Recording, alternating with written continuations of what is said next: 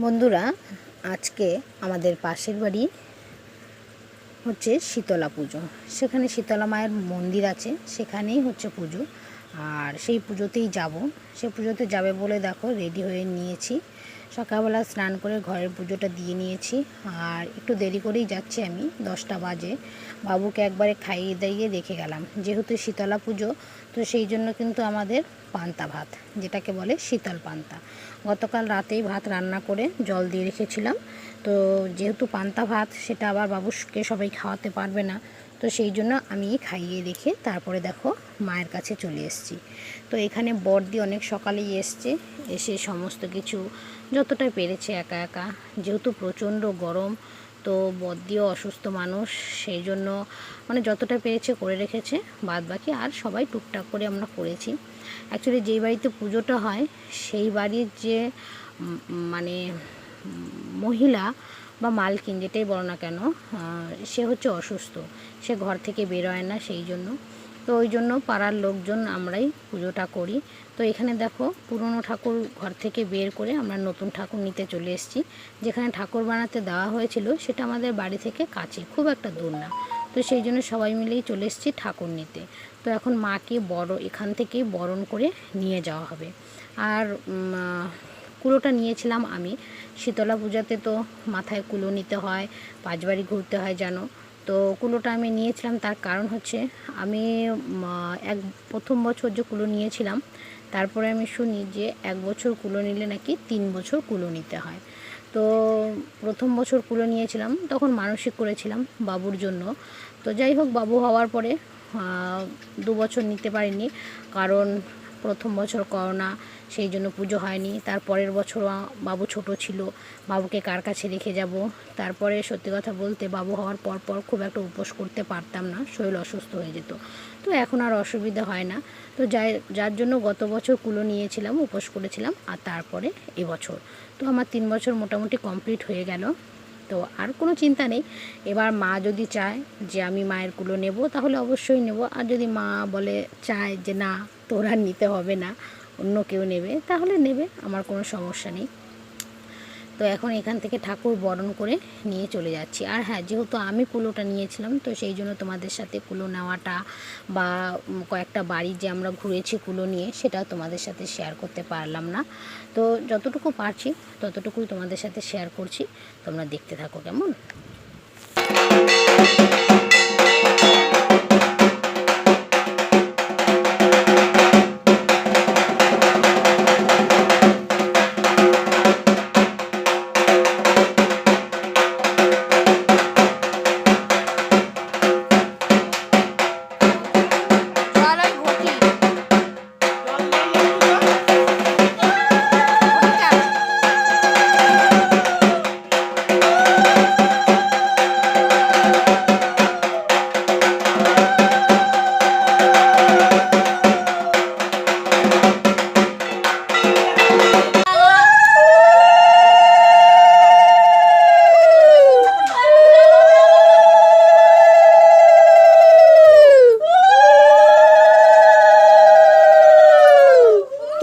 জুতোটা পরো, তো এই জুতোটা পরো।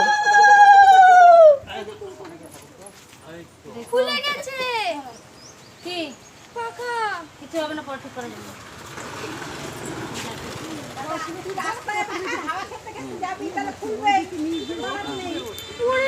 দেখে দেখো ফিল্টারটা ভেঙে গেছে।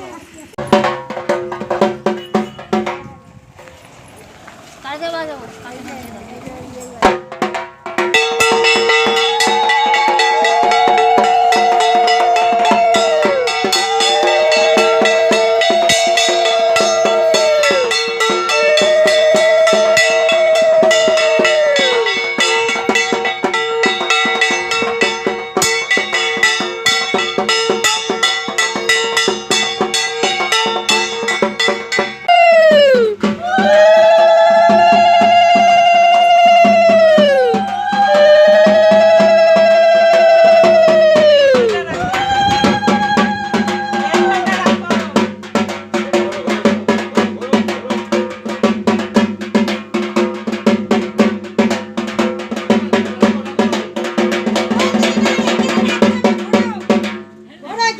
বড় হয়ে তারপরে উঠবে। হ্যাঁ ও ঘুরবা কেন?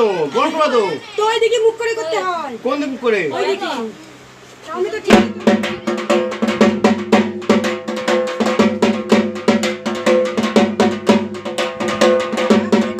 কাঁচা কাঁচা বুঝলা, কাঁচা কাঁচা থাক, ধরো না ধরো না।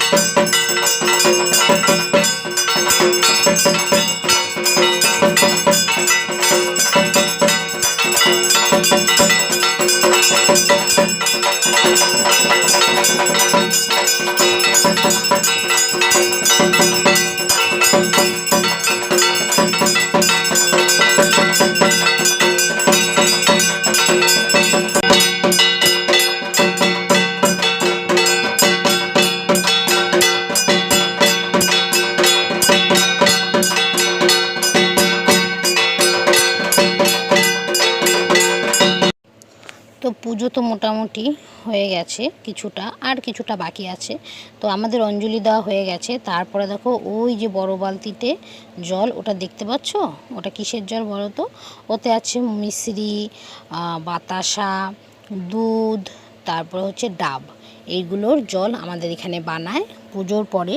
এটাই প্রসাদ হিসেবে নেওয়া হয়, যেটাকে বলে না মানে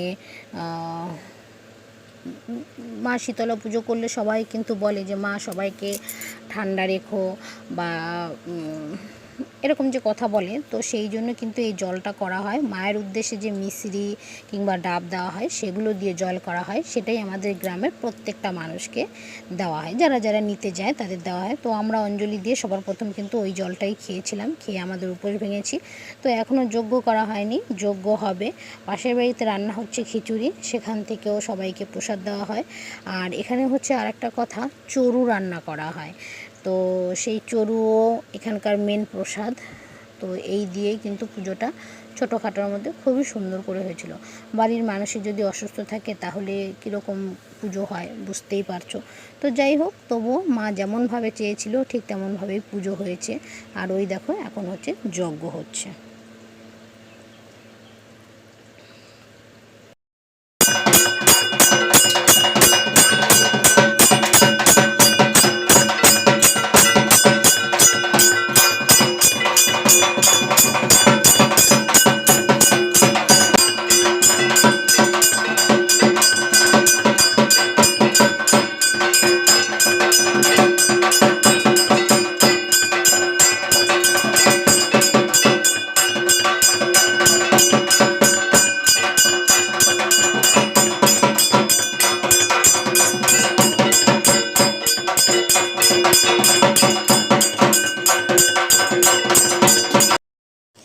এখানে ঠাকুরমশাই একবারে বিসর্জনও দিয়ে দিচ্ছে। বিসর্জন বলতে ওই যে পাত্রটা দেখতে পাচ্ছ, মাটির যে হাঁড়ি, ওর মধ্যেই মায়ের যে দর্পণটা, সেই দর্পণটাকে মন্ত্র পড়ে ওই জলের মধ্যে দিয়ে দেয়, সেটাই হচ্ছে বিসর্জন।